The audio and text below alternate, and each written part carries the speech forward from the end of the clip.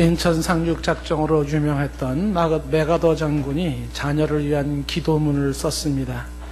이미 한국에도 잘 번역이 되어 있고 많은 사람들이 애용하는 그런 기도문이 됩니다. 기도문이 그리 길지 않아서 한번 제가 한번 읽어보겠습니다. 오 주여, 나에게 이런 자녀를 주시옵소서. 약할 때에 자기를 분별할 수 있는 강한 힘과 무서울 때에 자신을 잃지 않을 수 있는 담대함을 주시고, 정직한 패배에 부끄러워하지 않고 태어나며 승리에 겸손하고 온유한 자녀를 주옵소서. 생각할 때에 고집하지 말게 하시고 주를 알고 자신을 아는 것이 지식의 근본임을 아는 자녀를 허락하옵소서. 바라옵기는 그를 평탄하고 안이한 길로 인도하지 마시고 고난과 도전에 대하여 분투 항거할 줄 알도록 인도하여 주옵소서. 그리하여 폭풍 속에서 용감히 싸울 줄 알고 패자를 긍휼히 여길 줄 알도록 가르쳐 주옵소서. 그 마음이 깨끗하고 그 목표가 높은 자녀, 남을 정복하려 하기 전에 먼저 자기 자신을 다스릴 줄 아는 자녀, 장래를 바라보는 동시에 지난 과거를 잊지 않는 자녀를 나에게 주시옵소서. 이것을 다 주신 다음에 이에 대하여 유머를 알게 하시며 인생을 엄숙하게 살아감과 동시에 삶을 즐길 줄 알게 하시고 자기 자신에게 지나치게 집착하지 말게 하시고 겸허한 마음을 가지게 하여 주옵소서. 그리하여 참으로 위대한 것은 소박함에 있음을 알게 하시고 참된 지혜는 열린 마음에 있으며 참된 힘은 온유함에 있음을 명심하도록 하여 주옵소서. 그리하여 나 아버지는 어느 날 내 인생을 헛되이 살지 않았노라고 고백할 수 있도록 도와주옵소서. 구구절절히 마음에 와닿는 그런 기도문입니다.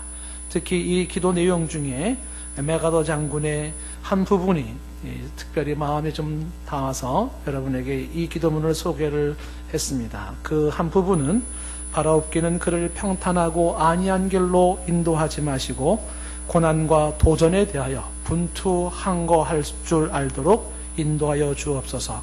그리하여 폭풍우 속에서 용감히 싸울 줄 알고 패자를 긍휼히 여길 줄 알도록 가르쳐 주옵소서 하는 말입니다. 사랑하는 자녀가 안이한 길로 평탄한 길로 인도되는 것을 원치 않는다는 겁니다. 내 사랑하는 아들이 딸들이 고난과 도전에 대해서 분투하고 항구할 줄 아는 그런 자녀가 되기를 기도하고 있는 것이죠. 그래서 폭풍우 속에서도 용감하게 싸울 줄 아는 그런 자녀를 기원하고 있습니다. 이것은 메가더 장군이 그의 자녀를 향한 기도 내용인 것만은 아닙니다. 일찍이 성경에 믿음의 아들을 두었던 디모데에게 바울도 유사한 고백을 하는 것을 보게 됩니다. 디모데전서 1장 18절 말씀에 바울은 믿음의 아들 디모데에게 말을 하죠. 아들 디모데야, 내가 너에게 이 교훈으로서 명하노니 전에 너를 지도한 그 예언을 따라 그것으로 선한 싸움을 싸워라. 선한 싸움을 싸우는 자가 되라.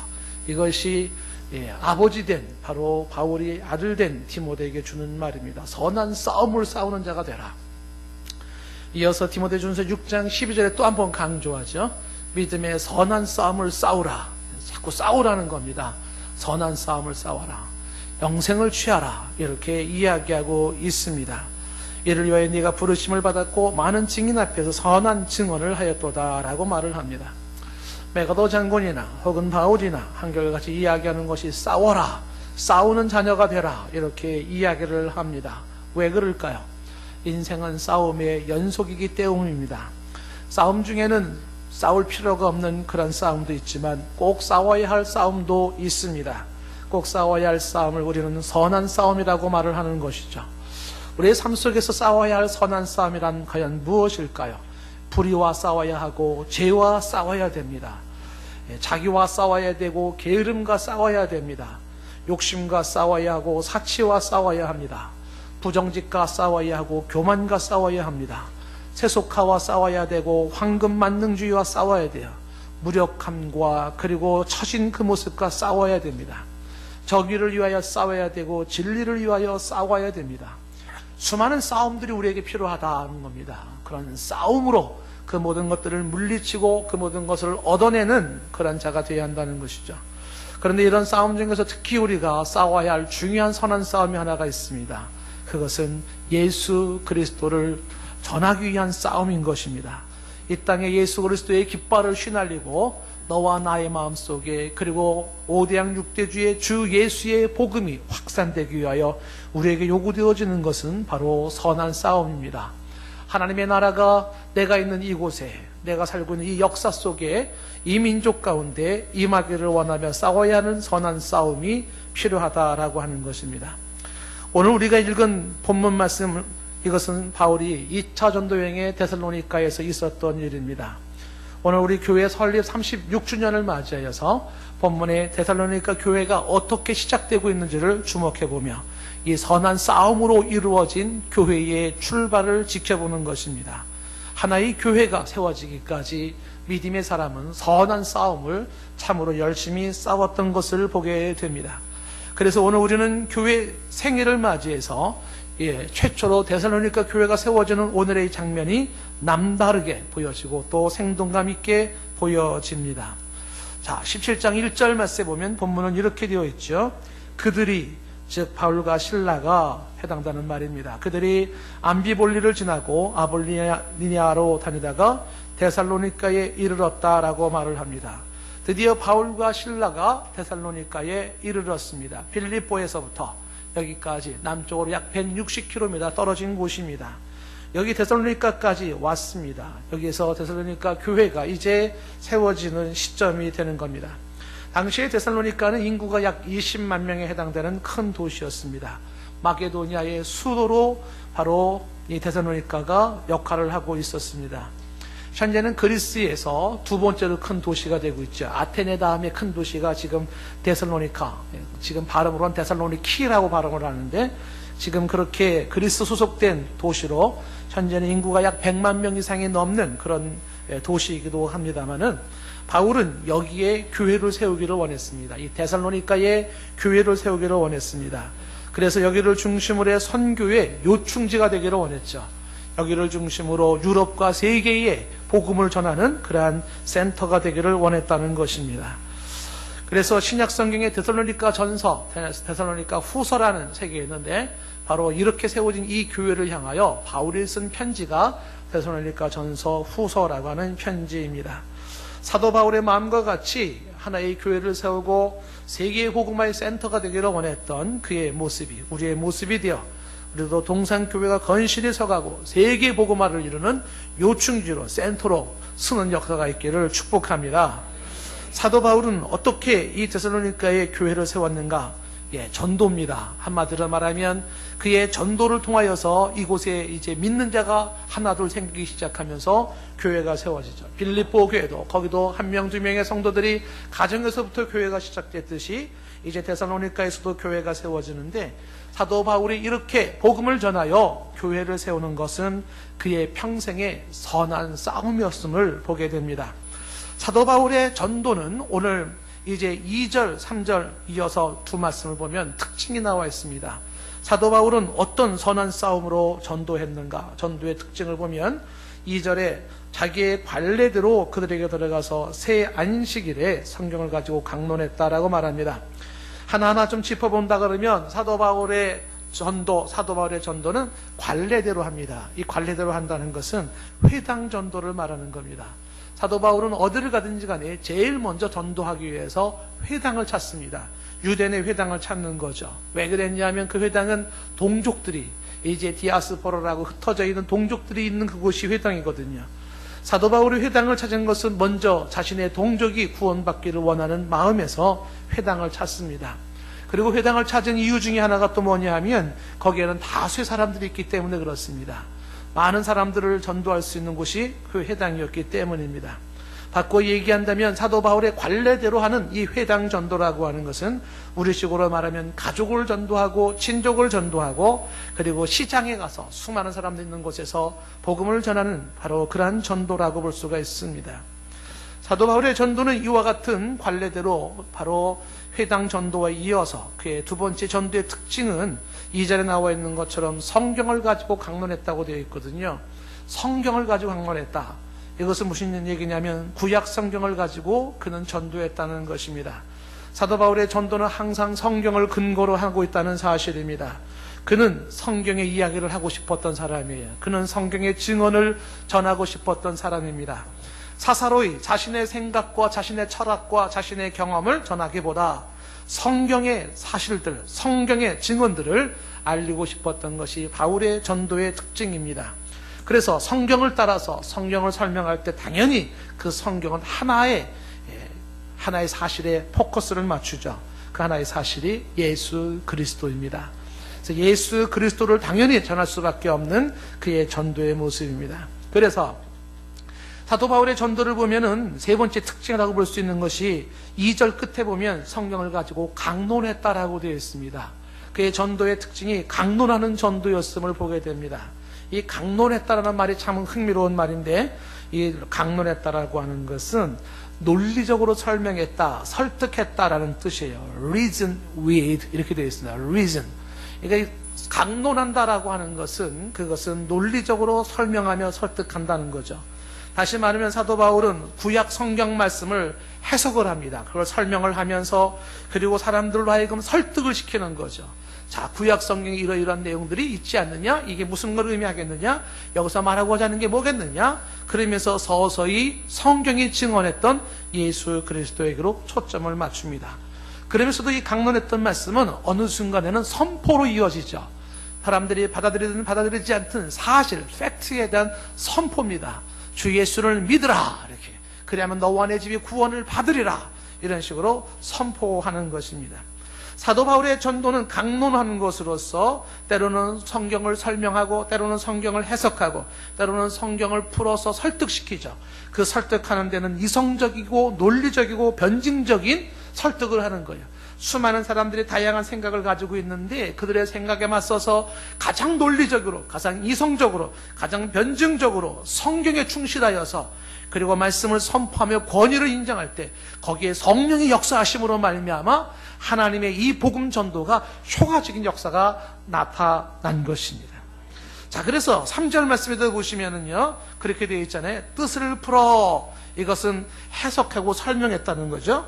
그리고 그리스도가 해를 받고 죽은 자 가운데서 다시 살아나야 할 것을 증언하고 라는 증언은 증명했다는 게, 논리적인 증명, 이성적인 증명, 변증적 증명을 한 것입니다. 그리고 너희에게 전하는 이 예수라는 그 전하는 것은 선포하는 예수를 말씀하고 있는 것입니다. 이렇게 풀어서 설명하고 증명하고 선포하면서 바울은 전도하죠. 이렇게 해서 이제 교회가 세워지는 것이죠. 그런데 이 사도 바울의 전도의 이런 모든 곳에서 핵심 포인트는 뭡니까? 바로 3절에 말하고 있는 예수 그리스도입니다. 구약 성경을 전체를 통하여서 설명하면서 풀면서 논리로 증명하면서 그리고 이성적으로 변증적으로 나가면서 그리스도가 해를 받는다. 그리스도는 이 땅에 와서 십자가에 나무에 달려 죽는 고통의 그 해를 받음을 이야기하고, 그러면도 그가 죽은 자 가운데 다시 살아날 것을 그렇게 증언하면서 예수 그리스도를 말하고 있죠. 너희에게 전하는 이 예수가 곧 그리스도라. 예수가 곧 그리스도라고 말을 하고 있습니다. 사도 바울이 전하고 있는 이 전도하는 방식을 좀 더 면밀하게 보기를 원하시는 분들은 이미 우리가 보았듯이 사도행전 13장을 보시면 됩니다. 사도행전 13장에서는 비시디 안디옥의 사도 바울이 똑같은 방식으로 구약 성경을 통해서 전도했던 것을 보게 되죠. 출애굽하는 과정에서부터 광야 40년 생활부터 가나안 땅에 들어가며 그곳에 땅을 기업으로 주시는 모습, 그리고 사무엘 때까지 사사를 주시고 왕을 구할 때 초대왕 사울이 세워지고 다윗 왕이 세워지고 하면서 그 혈통을 타고 그들의 역사와 선지자들의 예언 속에 등장했던 그분이 바로 예수 그리스도, 예수가 그리스도이심을 그렇게 설명해 나가는 것이 사도행전 13장입니다. 예수 그리스도가 왔을 때도 구약 성경을 알지 못했던 자들이 그를 십자가에 못 박았지만 세례 요한이 그를 증언했고, 그리고 천국을 선포하며 이 예수가 그렇게 죽음으로 말미암아 우리의 죄 사함을 얻게 되었다는 정확한 복음의 메시지를 예수 안에서 설명해 나가는 것을 보게 됩니다.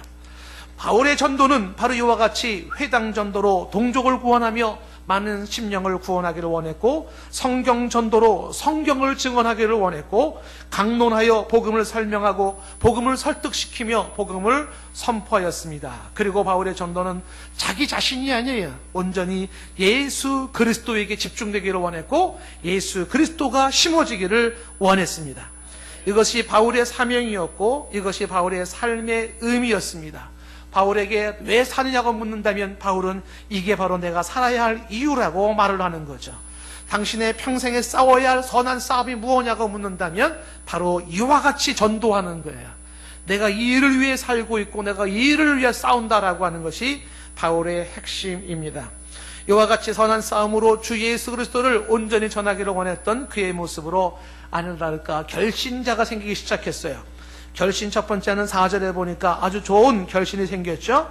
4절에 그 중에 어떤 사람 곧 경건한 헬라인의 큰 무리와 적지 않은 귀부인도 권함을 받고 바울과 실라를 따랐다고 말을 하고 있습니다. 경건한 헬라인이 주어졌죠. 이 경건한 헬라인이라는 것은 유대교로 개종한 헬라인을 말합니다. 이방 사람이지만 유대교로 개종했습니다. 그래서 이들에게는 하나님에 대한 두려움이 있었어요. 하나님에 대한 경외함. 그 하나님의 경외함이 이들에게는 삶의 경건을 만들었습니다. 하나님을 두려워했더니 그 하나님 앞에서 삶이 경건해져요. 조심스러워지는 것입니다. 이렇게 경건한 헬라인들에게 예수 그리스도까지 심어졌습니다. 예수 그리스도까지 믿게 되었으니까 금상첨화죠. 하나님을 경외하고 삶이 경건한 그들에게 예수님이 누구인 줄 알고 그가 그리스도로서 나의 주로 영접할 수 있었으니 가장 좋은 신자가 되는 것입니다. 그런 사람들이 많이 있었다. 큰 무리라고 이야기합니다. 복음의 역사가 아주 강하게 일어났죠. 사도 바울의 전도가 아주 놀라웠습니다. 그렇죠? 예, 그의 관례대로 성경을 통하여서 강론하며 전도하고 예수 그리스도를 선포했을 때 이러한 경건한 헬라인의 큰 무리가 믿게 되었어요. 그리고 또 한 무리가 적지 않은 귀부인도 믿게 되었는데, 이 귀부인이라는 것은 사회의 지도급 인사들의 부인을 의미하는 것이죠. 당시 사회에 많은 영향력을 행사했던 부인들입니다. 복음이 남녀노소 빈부 귀천을 막론하고 결식케 하는 것이죠. 어른이나 아이들이나 많이 배운 사람이나 못 배운 사람들이나 가난한 사람이나 부유한 사람이나 혹은 세상에 권세가 있는 사람이나 없는 사람이나 동일하게 이 복음의 결실이 맺어지는데, 특히 말씀에 있는 귀부인들이 바로 결신자가 되었습니다. 17장 4절 말씀에 보면은 이 사도 바울의 말에 대해서 이 경건한 헬라인과 그리고 적지 않은 귀부인들이 권함을 받았다라고 말하지 않습니까? 그리고 바울과 실라를 따랐다라고 되어 있어요. 권함을 받았다는 것은 바울이 전파하는 말씀에 동의했다는 겁니다. 지적인 동의가 이루어졌다는 거죠. 그리고 그것을 받아들였다는 겁니다. 내 마음속에 내 삶에 감정적으로 정서적으로 환영하며 영접했다는 것이죠. 그리고 또한 따랐다라는 건 의지적인 결단을 하고 실행을 했다는 것을 의미하는 것입니다. 사도 바울의 전도가 얼마나 효과적이었는가, 그것이 사도 바울의 선한 싸움의 보람이고 선한 싸움의 기쁨이며 선한 싸움의 감사거리인 것이죠. 그런데 그의 선한 싸움의 결과는 이렇게 좋은 것만 있지는 않았습니다. 오늘 이어지는 말씀은 또 아니나 다를까 5절 말씀에 반대자들이 있었습니다. 이러한 사도 바울을 대적하는 자들이 일어났죠.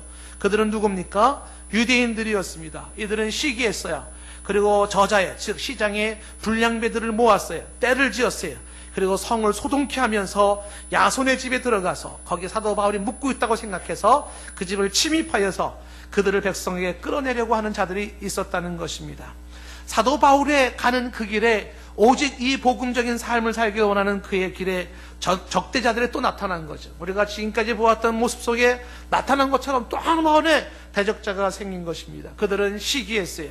그들은 소동했습니다. 동네 깡패를 동원했어요. 그리고서 성을 요동케 하고, 그리고 이제 사람들로 하여금 여기에 휘말리게 만드는 거죠. 사람들을 그렇게 선동해서 반대자로 만드는 것이. 유대인들의 전술이 거의 이렇습니다. 사도 바울처럼 정정당당하게 성경을 피고 이성적으로 논리적으로 설득해 나가는 그런 논쟁이 아니라 배후에 숨어서 백성들, 사람들을 선동이나 하는 것이 바로 유대인들의 적대자들의 모습이었어요. 이 모습이 이고니온의 스토리가 나타났던 것을 보지 않습니까? 사도행전 14장 1절 말씀 보면 이고니온에서 두 사도가 함께 있을 때 유대인의 회당에 들어가서 말하잖아요. 회당전도 그때 유대와 헬라의 허다한 무리가 믿었죠. 그런데 이렇게 믿는 자만 있는 것이 아니었다는 겁니다. 2절에 이어지는 2절에 보면 그런데 순종하지 아니하는 유대인들이 있죠. 이들은 어떻게 합니까? 이방인의 마음을 선동하여서 형제들에게 악감을 품게 했다라고 하는 것입니다. 뒤에서 사람들을 선동해서 악감을 품게 하고 복음을 반대하는 자들이 있었다는 것입니다. 오늘 17장 5절 말씀을 우리가 사실 눈여겨보면 시간을 많이 들여서 좀 설명해야 될 것들이 있어요. 뭐냐 하면 17장 5절 끝에 보면은 이제 사도 바울을 신라를 잡아가지고 끝에 백성에 끌어내려고 하는 이런 유대인들의 모습이 나옵니다. 불량자들을 선동하고 때를 짓고 소동을 일으키고 집에 가택 침입을 하고 하면서 백성들에게 끌어내려고 하는 이 대목이 주목해 볼 만한 것인데, 그 백성이라고 하는 이 단어가 뒤에 나와 있는 이제 8절 말씀에, 그냥 8절 말씀에 나와 있는 무리라는 단어와 같은 단어입니다. 근데 이 백성과 무리라는 단어가, 이 헬라 단어가 뭐냐면 데모스예요. 이 복수형이 데몬이라고 하는 단어입니다. 데몬. 이 데몬에서 데모크라시라고 하는 민주주의라는 단어가 여기서 나오는 거예요. 백성이라는 단어가. 여기서 이 백성이라는 이 데몬이라고 하는 단어가 people, 민중, 백성, 혹은 국민, 이런 사람들을 얘기를 합니다. 이게 무슨 얘기냐면은 지금 반대자들은 바로 이 백성들을 선동하는 겁니다. 민중을 선동하는 거예요. 그래서 소요를 일으키는 것이죠. 군중을 동요시켜서 폭동을 일으키게 함으로써 자신의 뜻을 관철시키고 자신의 주장을 관철시키는 것이 바로 이 유대인들의 전술이었다는 것입니다. 배후의 세력들이 그렇게 만든다는 겁니다. 무슨 얘기냐면 민주주의의 약점이 여기에 있다는 것이에요. 절대 다수결의 원칙에 의해서 다수결을 따른다는 것을 이걸 악용하는 정치꾼들이 있다는 거예요. 이 정치꾼들은 바로 유대인 같은 자들인데 이 사람들은 배후에서 군중을 선동하는 겁니다.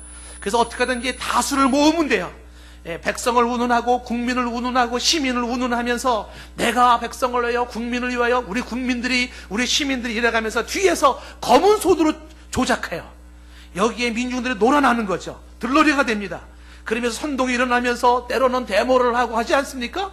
그러면서 우리의 민중의 소리가 이렇고 우리의 대중의 소리가 이렇고 하면서 민주주의가 이런 소리가 있는다라고 막 말하지 않습니까? 그 배후에는요 정치꾼의 검은 손이 작용하고 있는 거예요. 마귀의 수법입니다. 저는 오늘날 세상도 여기에 나와 있는 사람들의 모습과 크게 다르지 않다는 생각에서 정말 사람이 살면서 평범한 시민의 한 사람으로 분별력을 갖는다는 게 얼마나 중요한지를 생각해봐요. 분별력. 정말 분별력을 가져야 돼요. 반짝인다고 다 금은 아니에요. 똥인지 된장인지 구분해야 돼요. 그런데 보통 사람들은 분별력이 없어요. 지금도 여론몰이를 하고 분위기를 조성하면은요, 쉽사야 들러리가 됩니다. 그리고 손을 흔들면서 데모를 하지 않겠습니까? 바로 이와 같은 모습이 본문에 나와 있는 모습인데 이렇게 박해자들이 박해를 하고 있습니다. 치사한 방법으로 뒤에서 백성들이나 선동이나 하고 깡패나 동원하고 있는 이러한 반대자들이 하나님의 복음이 심어져야 하는 그곳에 반대 세력으로 등장되고 있고 여기와 싸워야 하는 것이 바울의 모습이었었어요. 이 사람들은 이제 야손의 집에 침입을 했다고 5절에 나와 있지 않습니까? 그 침입은 가택 침입입니다. 다시 말하면 이런 사람들은 법을 지키지 않습니다. 불법적이에요. 폭력을 불사합니다. 무질서하죠. 이런 사람들에게는 진정한 정의가 관심이 없어요. 진정한 법에 관심이 없어요. 진정한 진리, 질서 상관없습니다. 그냥 자신의 뜻만 관철하면 되는 사람들입니다. 이런 사람들에 의해서 사도 바울은 부딪히는 거예요. 하나님의 말씀을 증거할 때 사탄이 그냥 두겠습니까? 성령이 계속해서 주 예수의 복음이 심령 속에 들어가야 되고 영원히 살아야 되고 그것이 가정을 살리고 민족과 세계와 역사를 살리는 길이기에 이 복음이 전파되어야 되는데 사탄은 기가 막히게 변장소를 쓰면서 이런 정치꾼들을 동원해서 반대하여 복음이 전파되지 못하게 만들고 주 예수의 복음이 가려지게 만들지 않습니까? 기가 막혀요. 부천에서 신학대의 교수가 자녀를 살해를 했다는 그 사건 때문에 동네 교인들이 떠나간다는 거예요. 어제도 만났더니 거기에 사는 30m 거리에 살고 있는 목사님이 얘기를 하더라고요. 교인들이 많지도 않은 성도들인데 10명이 나갔대요. 부모들이 애들을 교회를 안 보낸다는 거예요.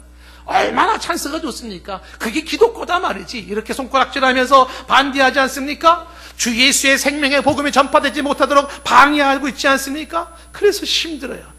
그래서 교회를 세우고 영혼을 구원한다는 게 이렇게 쉽지는 않습니다. 이 일로 인해 결국은 사도 바울은 고소를 당하게 또 되었어요. 오늘 말씀에 고소를 당하는 사도 바울의 모습입니다. 빌립보에서도 불법적으로 그는 고소를 당했고 고발을 당했지 않습니까? 그리고 고문을 당하고 감옥에 갔지 않았습니까? 근데 여기서도 또 같은 일이 벌어지는 거예요. 또 불법적으로 바울은 이 시달림 속에 그는 들어가게 됩니다. 6절 말씀에 이제 야손의 집에서 바울 일행을 발견하지 못한 사람들이 이제 끌고 이 야손과 형제를 끌고 읍장 앞으로 갑니다. 읍장들이라고 하는 것은 바로 자치도시를 책임지는 행정장관들이에요. 그들 앞으로 끌고 와서 소리를 지르지 않습니까? 논리가 중요하지 않아요. 설명이 중요하지 않습니다. 그냥 목소리 큰 자가 이기는 거라고 소리를 지릅니다. 그러면서 뭐라고 말하냐면 천하를 어지럽게 하던 사람들이 여기 이르렀다고 바울 일행을 뒤집어 씌웁니다.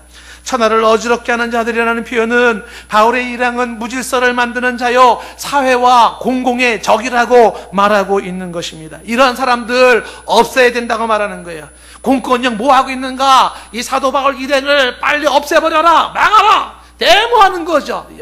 더 이상 이 예수 얘기 못하게 하라. 왜요? 천하를 어지럽히는 자기 때문이라고 하는 것이. 한편으로는 그들의 말이 맞는 것 같기도 합니다. 왜냐하면 복음의 파워는 그렇지요, 천하를 어지럽게 합니다. 때와 장소를 가리지 않고 영혼과 세상을 흔들어 놓는 게 복음의 능력이에요. 수많은 귀부인들이, 경건한 헬라인들이, 왜 허단 무리들이 여기에 들어오기 시작하는가? 바울 자체가 아니에요. 복음 예수 그리스도의 파워예요. 영혼을 역사하는 그 파워가 수많은 사람들을 흔들어 놓지요. 여기에 변화가 일어나지 않습니까? 여기에 새로운 세계와 새 질서가 만들어지지 않습니까? 그래서 이것이 어떤 의미에서는 천하를 흔들어 놓는 역사이기도 합니다. 그런데 분명한 사실은 이와 같이 복음에 의한 변화는 그것은 사회를 망가뜨리는 변화가 아니에요. 사회를 세우는 변화입니다. 가정을 세우는 변화예요. 심령을 세우는 변화예요. 좋은 변화죠. 정작 심각한 공공의 적, 사회의 적, 천하를 어지럽히는 자는 바로 이 유대인들 같은 자들이에요. 왜냐하면 그 사람들은 깡패를 동원하지 않습니까? 그 사람들은 때를 지어 민중을 지어서 선동하지 않습니까? 불법을 자행하지 않습니까? 성을 소등하지 않습니까? 정작 누가 처벌받아야 됩니까? 유대인들이 처벌을 받아야 돼요. 그런데 그들은 오히려 자신들이 정당한 것처럼, 그리고 진짜 필요한 사도 바울과 복음 전하는 자들에게 뒤집어 씌워서 그런 천하를 어지럽히는 자라고 몰아치고 있는 것입니다. 뿐만 아니라 사도 바울은 여기에 문제가 이렇게만 뒤집어 쓰는 것이 아니라 자신들이 바로 반정부주의자, 현 정부를 반대하는 자라는 그러한 모습으로 몰아치기 시작하는 것이죠. 7절 말씀에 보면은 야손이 그들을 맞아들였다라고 하는 이 문제로 이제 이 사람들이 다 가이사의 명을 거역하였고 다른 임금 예수를 하는 이가 있다고 하는 것을 말을 합니다. 사람들이 바울의 일행을 고소하는 이유가 여기 있어요. 반정부주의자들, 현 정부를 그런 뒤집는 자들이라는 거죠. 왜요? 가이사의 명을 어기고 있다고 말합니다. 황제에 대해서 반역하고 있다는 거죠. 로마 제국을 뒤집어 놓고 있다는 것입니다. 그렇게 얘기하는 이유 중에 하나가 뭐냐면 이들은 새로운 나라를 말하고 있고 이들이 말하는 바 임금이 있는데 예수라는 임금이 있다라고 하는 것, 새로운 왕이 있다고 하는 것입니다. 이 모든 내용은 터무니없는 오해에 불과합니다. 왜냐하면 바울이 이야기하고 예수님이 이야기하는 하나님의 나라는 세상 나라가 아니에요. 바울과 예수님이 말했던 나라는 정치적인 그런 나라가 아니에요. 바로 그의 나라의 왕이라고 하는 것도 정치적인 왕이 아니에요. 하나님의 나라는, 그리고 하나님 나라의 왕이신 예수님은 영적인 나라, 영적인 왕으로 메시아 그리스도, 메시아가 되는 것입니다. 유대인들은 이것을 정치적인 의미로 여기면서 로마 황제를 반대한다고 그렇게 몰아붙이며 타도해야 한다라고 하는 것입니다. 실제로 예수님은 이 땅에 오셔서 현 정부의, 현 나라의 그런 왕을 축출하는 일을 예수님은 하지는 않습니다. 인정하죠. 일찍 예수님이 빌라도를 만났을 때 이런 대화가 있었습니다. 빌라도가 예수님에게 이런 질문을 했어요. 요한복음 18장 33절 말씀에 내가 유대인의 왕이냐? 이렇게 질문합니다. 빌라도의 질문이 심각하지 않습니까? 예수 너 정말 왕 맞냐? 임금 맞냐? 이 빌라도가 묻습니다. 그때 예수님이 다시 34절에 반문을 합니다. 뭐라고 반문하냐면 이는 내가 스스로 하는 말이냐? 아니면 다른 사람들이 나에 대해서 내게 한 말이냐라고 반문을 합니다. 왜 반문하냐면 네가 왕이냐라는 질문에 두 가지 의미가 있기 때문에 그렇습니다. 내가 스스로 하는 말이냐 하는 이 말은 지금 빌라도는 뭐라고 생각하고 있냐면 네가 왕이냐라는 그 왕이 정치적인 왕이냐? 라는 의미로 묻는 거죠. 여기 예수님은 틀림없이 아니다라고 말을 합니다. 그런데 다른 사람들이 이렇게 말하더냐라고 할 때 그 얘기는 영적인 메시아로서 왕을 얘기하고 있는 거냐라는 질문이죠. 그럴 때 예수님은 틀림없이 그렇다라고 말할 것입니다. 그래서 예수님 반문하는 거죠. 왕이냐는 질문은 너의 질문이냐 사람들의 질문이냐, 그렇게 반문했을 때 빌라도가 35절에 이렇게 대답을 합니다. 내가 유대인이냐? 라고 말해요. 내가 유대인이냐? 나는 유대인이 아니라는 거죠, 빌라도가. 그러면서 너의 나라 사람들이라고 얘기해요. 예수님을 향하여 너의 나라 사람들이, 그리고 대제사장들이 너를 내게 넘겼다. 내가 뭘 했냐라는 것이죠. 너의 나라 사람들이라는 이야기에 예수님이 분명하게 똑부러지게 얘기합니다. 이어지는 36절 말씀에 예수께서 대답하시죠. 내 나라는, 나의 나라는 이 세상에 속한 것이 아니라. 예수님의 나라는 이 세상에 속한 나라가 아니에요. 만일 나의 나라가 이 세상에 속한 것이었다면 내 종들이 싸우면서 나로 이런 적대자들에게 넘기지는 않았을 거라는 겁니다. 이제 내 나라는 여기에 속한 것이 아니라고 말하면서 주님의 나라는 하나님의 나라로 세상 나라와 명확하게 구분되는 것을 말씀하고 있습니다. 아직도 빌라도는 예수님의 말이 무슨 말인지 이해가 안 돼요. 그래서 37절에 다시 묻습니다. 그러면 내가 왕이 아니란 얘기냐? 라는 것으로 반문을 합니다. 예수님이 대답하죠. 내 말과 같이 내가 왕이다 라고 얘기를 합니다. 내가 이것을 위해 태어났으며 이를 위해 세상에 왔나니 곧 진리에 대한 증언이라고 말을 합니다. 진리에 대한 증언이라고 하는 것은 주님의 나라는 진리의 나라예요. 하나님의 나라는 진리의 나라라고 이야기하고 있는 것입니다. 예수님과 빌라도의 이야기에서도 분명히 말하고 있지만 예수님은 단순하게 이 땅의 한 나라의 그런 대권 주자로 나와가지고서 대한민국의 대통령 되고 미국의 대통령 되고 이 정도가 아니에요. 이 땅의 진리, 하나님의 나라, 영적인 나라, 그 나라를 이 땅에 세우기를 원하고 그 나라의 왕으로서, 임금으로서 계시죠. 세상의 나라는 있다가 없어져요. 대통령들은 잠시 동안에 몇 년 동안만 대통령이에요. 그런데 영원한 나라, 모든 나라를 다스리고 통치하는 영원한 나라가 있어요. 그 나라가 주님의 나라예요. 그 나라에 예수님이 대통령이요 왕이신 것이죠. 세상 나라는 있다가도 없어지는 나라에 불과해요. 그러나 없어지지 않는 영원한 진리의 나라가 있어요. 그 나라에 예수님은 왕이라고 말하고 있습니다. 차원이 다릅니다. 분명히 빌라도와 이런 대화가 있었음에도 불구하고 사람들은 사도 바울이 나라를 정복한다고, 그리고 가이사의 명을 거역한다고, 그리고 새로운 임금인 예수를 전한다면서 바울을 향하여 고소하고 있는 것입니다. 오늘 말씀 8절 말씀에 보면은 이 소리를 듣고 무리와 읍장들이 소동하기 시작합니다. 이 소동했다라는 말의 의미가 혼란스러웠다는 의미를 가지고 있어요. 무리가 혼란스럽고 읍장들이 혼란스럽습니다.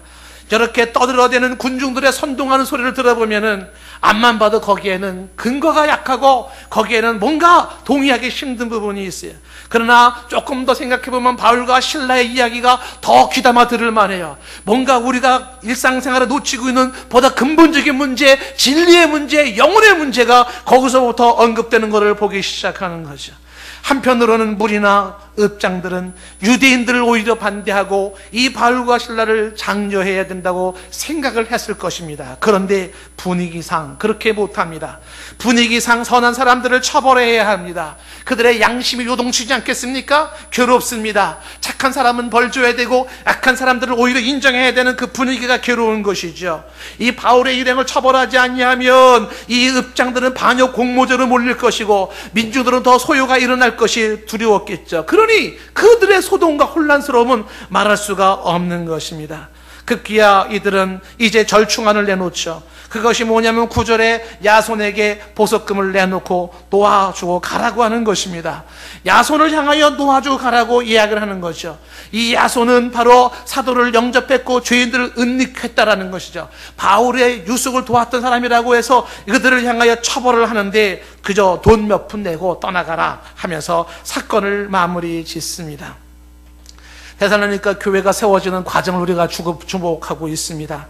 하나의 교회가 세워지기까지 바울은 또 싸워야 하는 그 현장을 보는 것입니다. 여기서 이렇게 힘들게 싸우며 사도 바울은 어떻게 했을까요? 나 너무 힘들어서 이제 복음 안전할까? 예수님 안전할까? 그리고 포기했을까요? 그렇지 않습니다. 바울의 선한 싸움은 계속되죠. 우리가 다음 시간에 봐야 할 17장 10절의 베레아에서도 그는 또 유대인의 회당에 들어가서 또 복음을 전하며 예수 그리스도를 또 증거하기 시작하는 것을 보게 됩니다. 오늘 말씀 우리는 이렇게 좀 결론을 지으며 정리하고 싶습니다. 사도 바울의 가는 길이 참 험했다라고 하는 것이죠. 유난히 험난한 인생을 살았던 한 인생을 우리는 주목해 봅니다. 예수 그리스도를 위하여서 선한 싸움을 기꺼이 싸울 수 있었던 사도 바울의 모습이죠.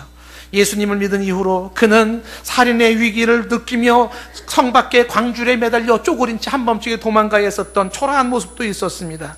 1차 전도 여행 때 쿠브로 섬에 갔을 때 마술사 엘루마와 싸워 있었고, 피시디의 안디옥에서는 수많은 사람들의 말씀을 더 듣고 싶었지만 거기에도 적대자들은 시기하고 모욕하고 비방하며 그들과 싸우며 복음을 전하였었던 것이 바울의 모습이죠.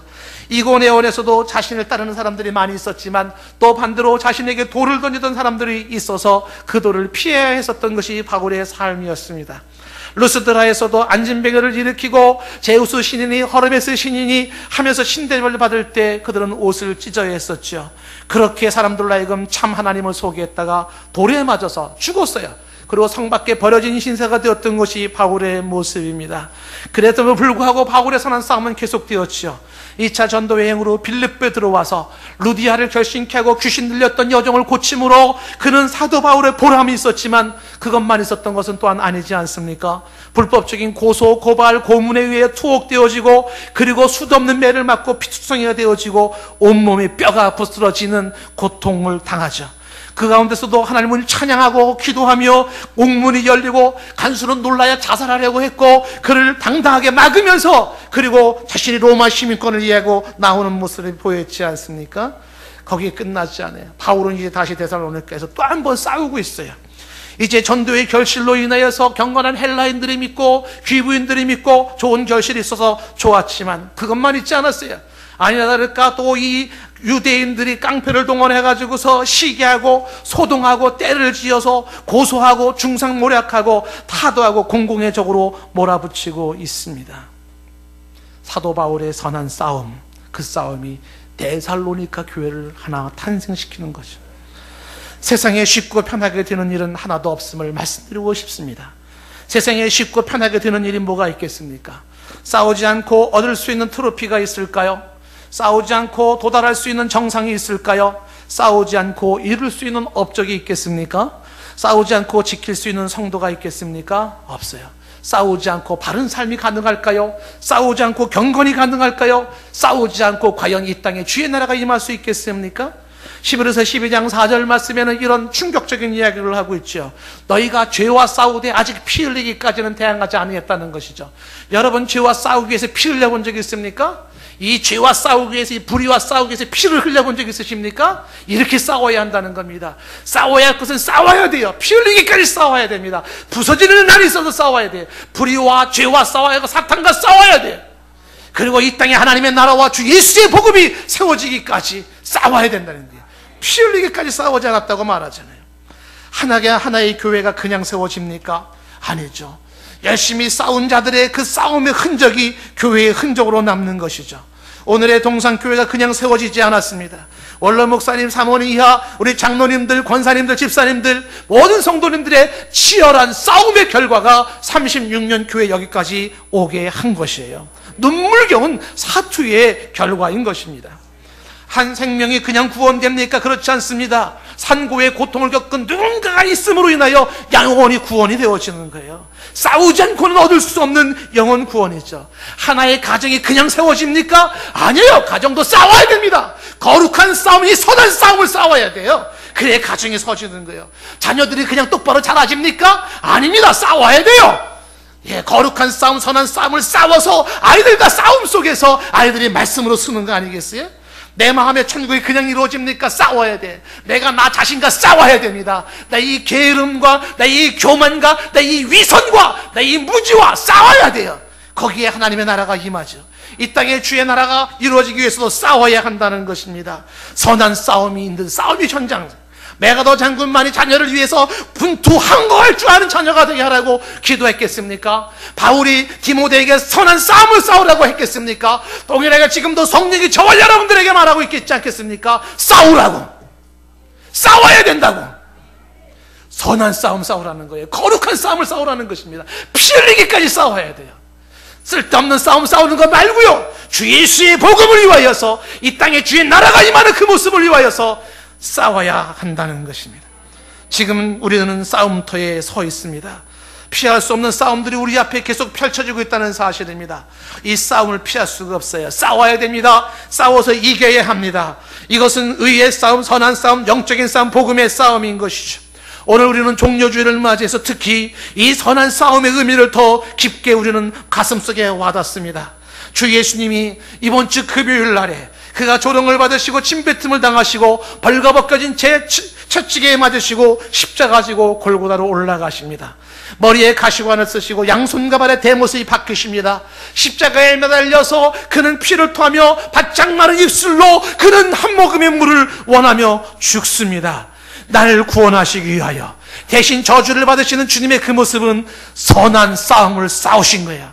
나 같은 죄인을 구원하기 위하여 주님은 그렇게까지 피 흘리기까지 싸우셨던 거예요. 이것이 고난주간이에요. 그 예수를 믿는 나도 이제 주님의 길을 따라가면서 선한 싸움을 싸워야 한다는 것입니다. 내가 가는 그 길이 십자가의 길일지라도 그 길이 생명의 길이기 때문에 포기할 수가 없는 거죠. 내가 싸워야 하는 그 싸움은 선한 싸움이기 때문에 오늘도 싸워야 한다는 겁니다. 물론 그 싸움의 현장에 주께서 함께 하시고 힘을 더하시고 이기게 하실 것입니다. 우리가 인생을 다 끝내는 그날에 사도 바울처럼 이렇게 고백할 수 있다면 얼마나 좋을까요? 사도 바울은 디모데후서 4장 7절 8절 마지막 인생을 마무리 지으며 그는 이 말을 남깁니다. 나는 선한 싸움을 싸우고 나의 달려갈 길을 마치고 믿음을 지켰다고 말이죠. 내 평생 나는 선한 싸움을 싸웠어요.